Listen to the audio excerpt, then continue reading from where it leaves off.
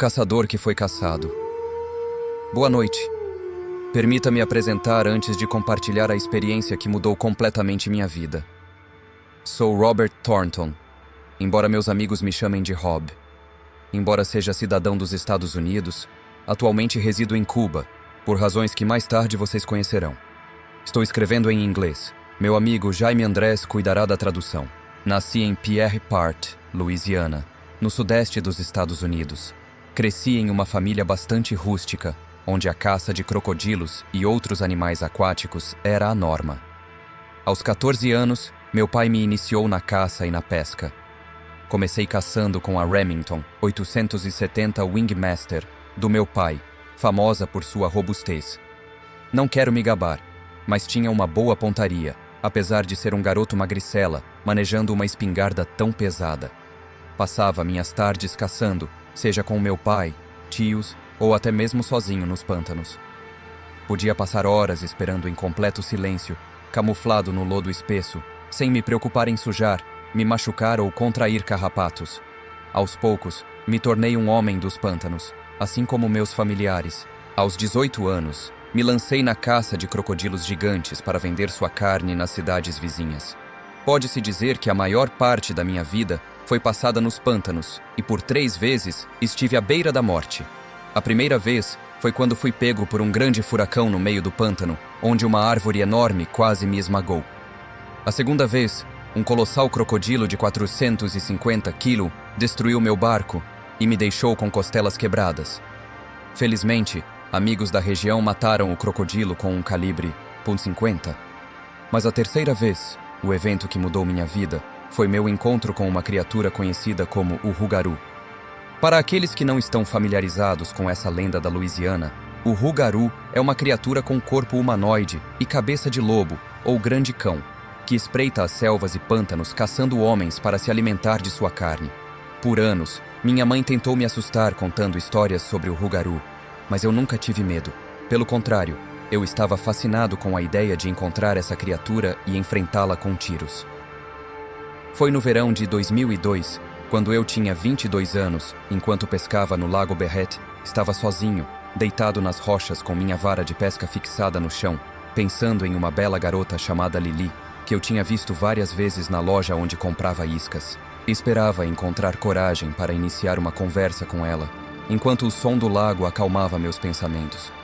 Passaram-se cerca de 3 horas, e eu tinha cerca de 10 peixes em meu balde para levar para casa. Eu me levantei, peguei minhas coisas e comecei a caminhar na direção onde tinha deixado minha caminhonete, que estava bem longe. Meus pés estavam descalços, pois eu gostava de sentir a vegetação sob meus pés. O pôr do sol era lindo e os sons dos animais noturnos começavam a encher o pântano. Estava a cerca de 400 ou 500 metros da minha caminhonete, quando ouvi o rangido de passos que chamaram minha atenção. Parei, esperando ouvir novamente esse rangido para identificar se era um crocodilo ou um coiote próximo. Dei mais alguns passos, mas não ouvi nada, embora tenha visto uma sombra à minha esquerda pelo canto do olho. Virei minha cabeça para a esquerda, mas não havia nada lá. Não dei muita importância e continuei avançando, quando de repente senti uma dor aguda na sola do meu pé direito. A dor foi tão intensa que soltei um palavrão alto. Sentei-me em um tronco velho para examinar meu pé e encontrei cacos de vidro no chão. Aparentemente, algum bêbado tinha jogado suas garrafas ali. Fiquei chateado porque teria que tirar um pedaço de vidro da ferida. Peguei uma pinça da minha caixa de pesca e a arranquei com força, fazendo o sangue jorrar e encharcar o local. Foi então que ouvi novamente o rangido dos passos, desta vez atrás de mim. Levantei-me rapidamente, peguei minha faca e me preparei para enfrentar qualquer coisa que se aproximasse, fosse animal ou pessoa. Mas de novo, não havia nada à vista. Minhas mãos suavam e meu coração batia forte, inundando meu corpo de adrenalina. Olhei ao redor e só via vegetação e escuridão, pois a noite tinha caído sobre o local. O ambiente se tornou opressivo, o calor e a umidade dificultavam minha respiração, e percebi um cheiro nauseabundo no ar. Peguei todas as minhas coisas e, com a faca na mão, comecei a caminhar na direção do meu veículo. Neste momento, o grito de um animal me alertou, arrepiando todos os pelos do meu corpo. Ao fixar meu olhar na direção do som, vi uma enorme jiboia que tinha capturado um guaxinim. O pequeno animal lutava para respirar, mas era em vão.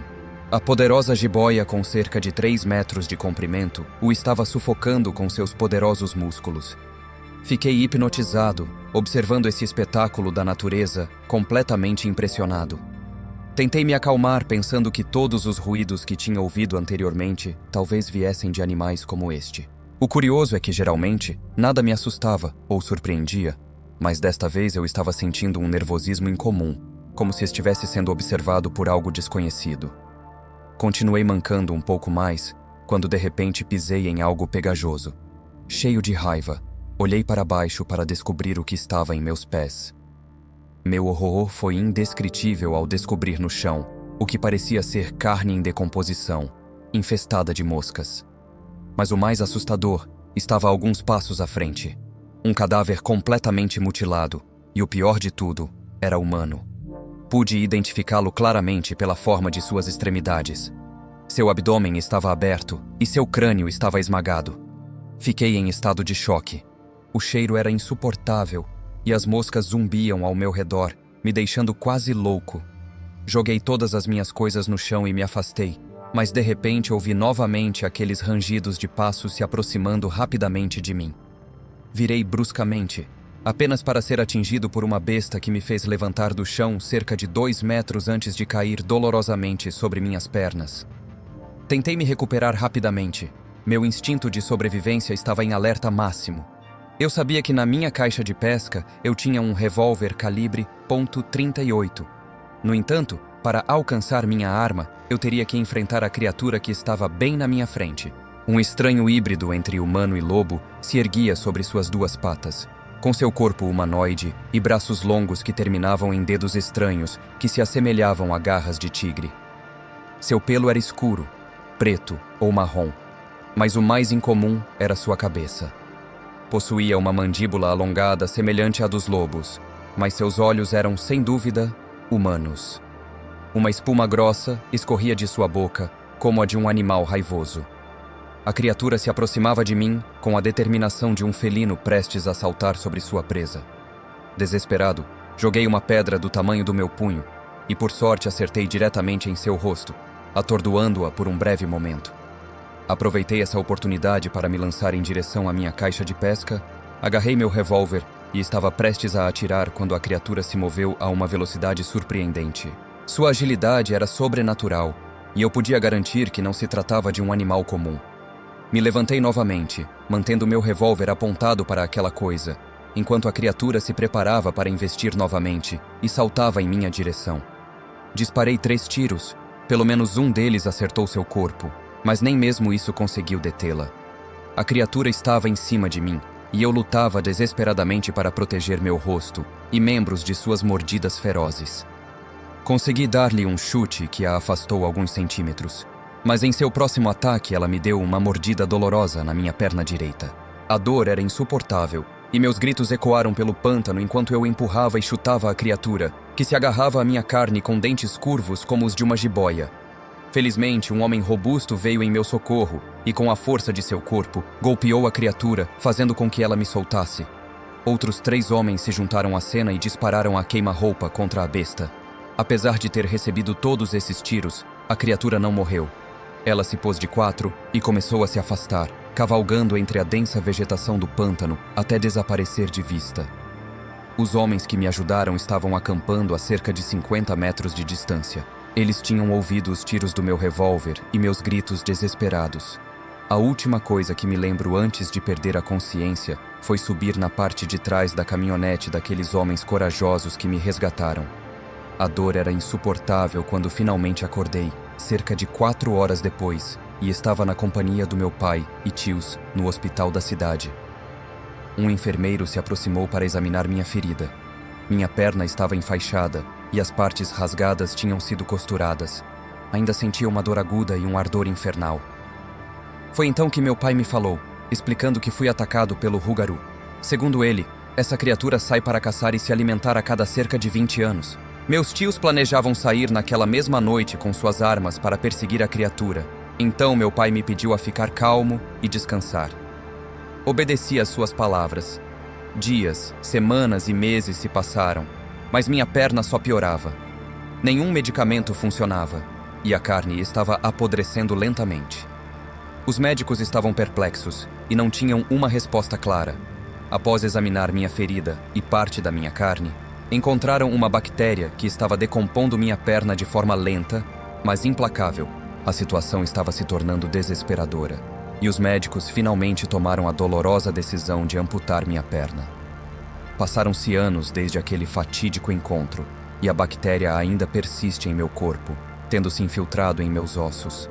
Se ao menos tivessem realizado a amputação antes, talvez eu pudesse ter evitado essa desgraça. Os médicos locais me recomendaram viajar para Cuba, onde profissionais estavam dispostos a estudar meu caso e a bactéria que se havia arraigado em meus ossos. Sem opções restantes, abandonei minha vida nos pântanos e agora estou em Cuba, em um centro de estudos de doenças. Compartilhei minha história com eles, e eles acreditam que a criatura me transmitiu algum tipo de raiva através de sua mordida, embora ainda não tenham clareza sobre isso. Mantenho a esperança de me recuperar, e compartilhar minha história com todos vocês me dá ânimo. Jaime André me recebeu em Cuba e me oferece o apoio necessário. Espero não sucumbir, pois tenho uma batalha a travar. Desta vez serei eu quem caçará o Rugaru. Boa noite. Saudações a todos. Sou Fernando, natural de Veracruz, e desde muito jovem gostei de sair para caçar com meu pai. Caçamos desde coelhos até patos na fazenda onde minha família vive, perto de Tuxtepec. Apesar dos avisos de minha avó sobre possíveis encontros com bruxas ou nahuales, costumávamos voltar tarde à noite sem nunca experimentar nada estranho. Às 15h57, como de costume, fomos caçar e tivemos sucesso ao abater vários coelhos.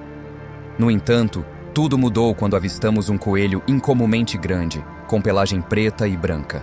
Meu pai exclamou emocionado: "Olha esse gigante! Com isso teremos o suficiente para fazer um adobo." Ele se preparou para disparar enquanto eu iluminava o coelho com uma lanterna.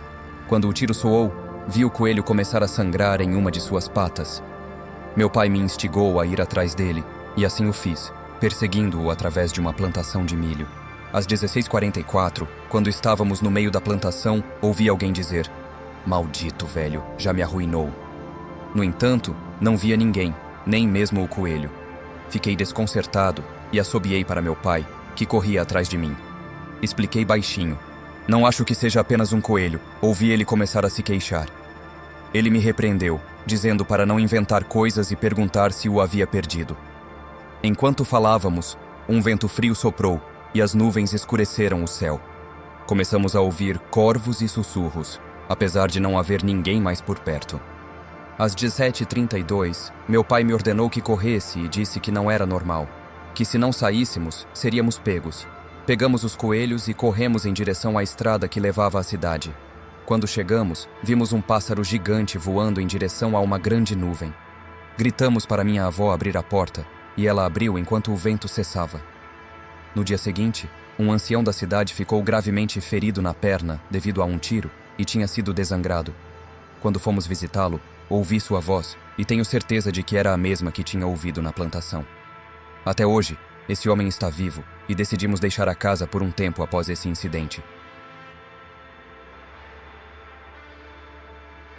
Meu amigo, o Nahal, segundo meu avô Juan me contou, um de seus amigos feriu acidentalmente um Nahal. Este amigo se chamava José e se dedicava à caça de animais para vender carne e peles na cidade. Ambos eram naturais de Guayacocotla, Veracruz. José era conhecido como um excelente caçador e preferia sair para o campo à tarde, quase ao anoitecer, pois os animais maiores costumavam estar ativos naquela hora. Nesta ocasião, ele havia capturado um coelho usando uma armadilha, e o animal ficou preso na rede.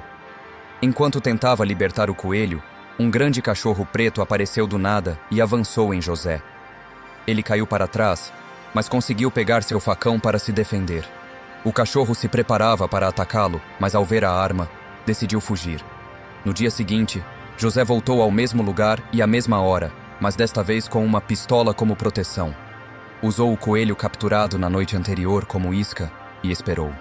O cachorro negro apareceu novamente, ignorando completamente o coelho e indo direto para José. José sacou sua pistola e atirou várias vezes, mas o cachorro, que parecia ter dimensões sobrenaturais, esquivou-se das balas e escapou novamente. Convencido de que se tratava de algo relacionado com o sobrenatural, José foi até a igreja da cidade e pediu ao padre que abençoasse sua arma com água benta. Explicou detalhadamente o que havia experimentado e, embora o padre tivesse suas dúvidas, finalmente concordou em abençoar a arma. Naquela noite, José voltou à floresta armado com sua pistola abençoada, esperando encontrar novamente o cachorro. Quando a criatura apareceu, rosnou e avançou sobre ele, tentando mordê-lo. José não hesitou e atirou, acertando uma de suas patas. Atirou novamente, mas o narral conseguiu escapar. Na manhã seguinte, José andava pela cidade pensando que tudo tinha acabado. No entanto, encontrou um homem com a perna esquerda enfaixada, sentado em um dos bancos. José se aproximou e reconheceu esse homem, que era conhecido na cidade por ser considerado um feiticeiro. José perguntou o que havia acontecido com a perna dele, e o homem o olhou fixamente antes de responder. Na noite passada, você atirou em mim na floresta. Não tinha intenção de machucá-lo, só queria assustá-lo. José não conseguia entender o que estava ouvindo, e antes que pudesse responder, o homem continuou. Algumas pessoas podem se transformar em animais. No meu caso, posso me transformar em um cachorro e outros em lobos. Nunca machuquei ninguém, só caço para me alimentar. O homem pediu a José que guardasse seu segredo, e assim ele fez. O homem desapareceu para sempre, deixando José com uma experiência que o marcaria para sempre. Estas são as palavras do meu avô. Ele nunca perde a oportunidade de contar esta história em cada reunião de família. Obrigado por ler ou ouvir. Boa noite, amigos.